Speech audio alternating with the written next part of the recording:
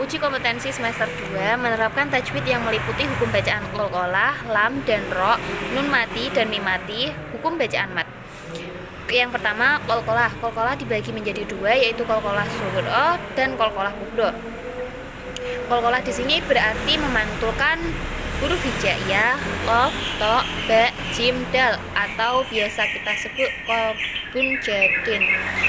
Qalqalah sughra memantulkan huruf qalqalah yang sukunnya asli seperti min qablikum. Yang kedua, qalqalah kubra. Qalqalah yang dipantulkan karena adanya waqaf. Kasab, hasad. Selanjutnya lam dan ro. Lam di sini dibagi menjadi dua, lam lafdzul jalalah yang dibaca tafhim dan lam lafdzul jalalah yang dibaca tarqiq. Yang pertama, lam lafdzul jalalah yang dibaca tafhim. Tafhim di sini karena lam atau lafdzul jalalah didahului dengan huruf harokat fathah atau dhammah. Contohnya Rasulullah. Kalau tarqiq, dia lam atau lafdzul jalalah yang didahului dengan harokat kasrah seperti lillah. Sedangkan ro di sini dibagi menjadi tiga, bisa dibaca tafhim, bisa dibaca tarqiq, dan bisa dibaca antara keduanya. Yang dibaca tafhim, contohnya mursalun. Ro yang dibaca tarqiq, contohnya khair. Ro yang dibaca bisa dibaca tafhim maupun tarqiq, contohnya misr, ida, yasr. Selanjutnya nun mati. Nun mati dibagi menjadi 5. Yang pertama, idhar halqi. Nun sukun atau nun mati bertemu dengan huruf hijaiyah, hamzah, ha, kha, ain, gin, dan ha. Contohnya wanhar. Selanjutnya idgham bigunah. Nun sukun atau nun mati bertemu dengan huruf hijaiyah ya, nun, mim, dan wawu.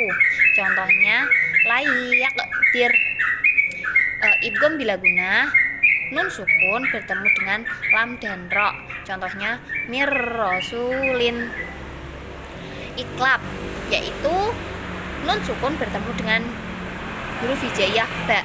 Contohnya mim ba'di. Yang terakhir, ikhfa hakiki. Ikhfa hakiki nun sukun bertemu dengan huruf hijaiyah selain yang bertemu dengan idhar halqi, idgham biguna, bila guna, dan iklab. Contohnya kuntum anzalna.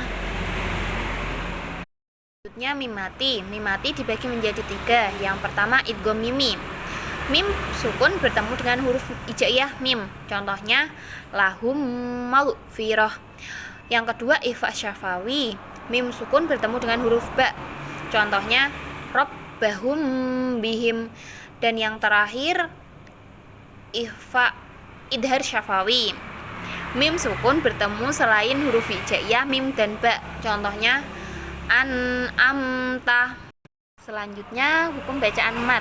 Mat dibagi menjadi 2, mat asli dan mat far'i. Mat asli merupakan hukum bacaan mat yang dipanjangkan dengan 1 alif karena tidak bertemu dengan hamzah, sukun maupun tasdid. Contohnya mat tabi'i, qalu. Mat tamkin, illiyin. Mat badal, atina. Mat far'i, hukum bacaan mat yang dibaca panjangnya 2,5 alif. Contohnya ulaika.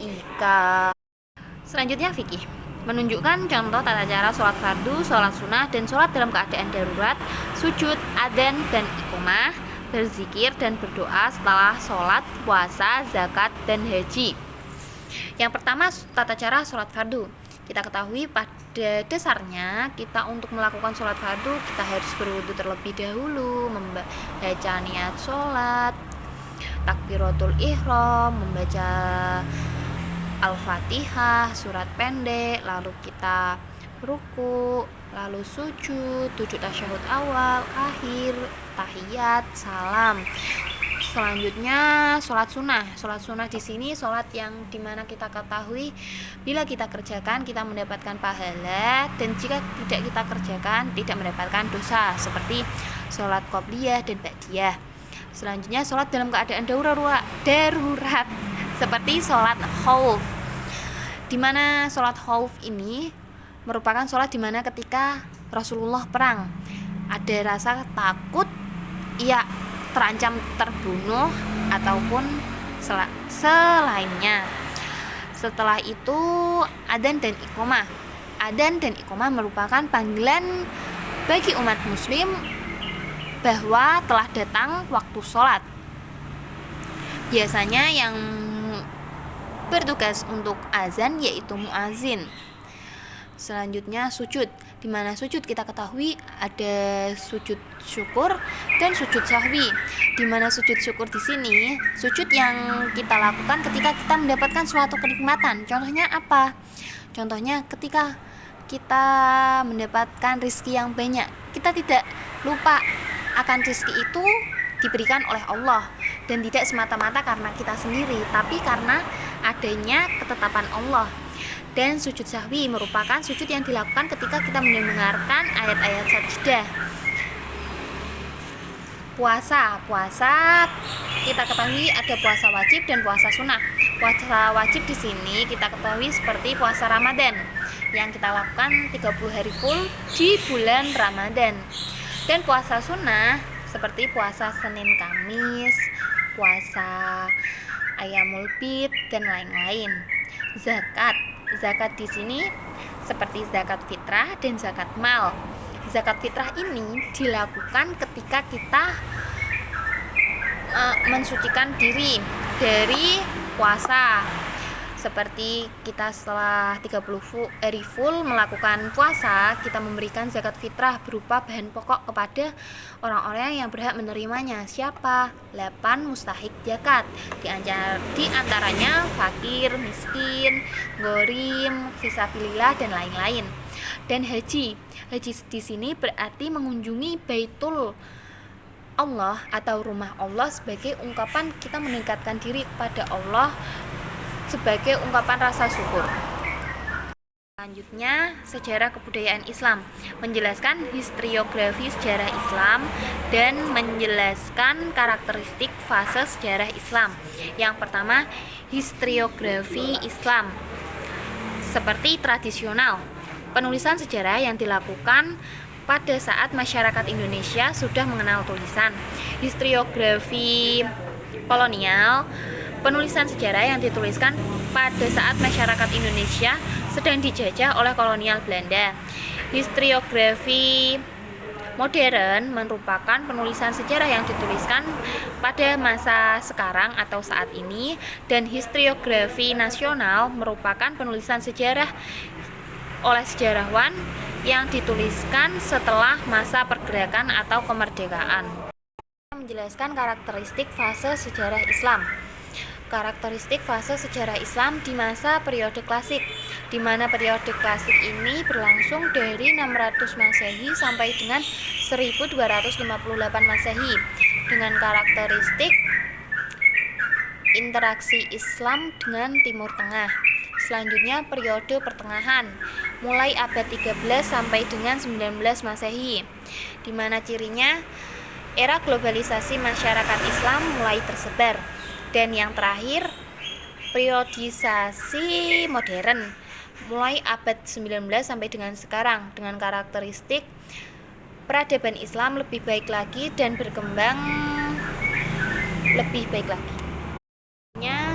Menguasai teori belajar dan pembelajaran sebagai landasan dalam pengembangan pembelajaran PAI. Yang pertama, menjelaskan teori belajar dan pembelajaran. Teori belajar merupakan suatu teori yang mana di dalamnya membahas mengenai cara, metode, ataupun proses kegiatan dalam belajar mengajar. Jika pembelajaran merupakan suatu proses kegiatan antara pendidik dengan peserta didik yang mana membuahkan hasil belajar dalam lingkungan belajar.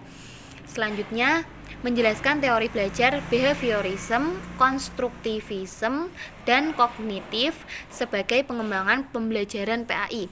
Yang pertama, behaviorism, teori pembelajaran yang lebih menekankan pada tingkah laku.